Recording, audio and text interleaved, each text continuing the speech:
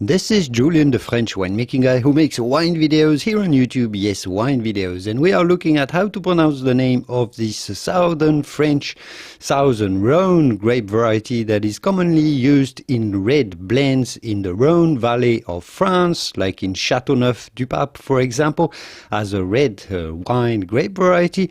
But that is also a key component of the rosé from southern France, like Provence rosé wines. We are looking at how to pronounce the name Cinsault. Cinsault. Note that the L and the T at the end of Cinsault are silent, so do not pronounce them. Cinsault. Cinsault, the typical French pronunciation, Cinsault. It'd be fine in English or American to say Cinsault. Cinsault wine. Cinsault. Cinsault. Cinsault. I hope this video was useful. If it was, give it a quick thumb up before you go to support my work, and I will see you soon in the wonderful world of wine. Au revoir. Bye bye.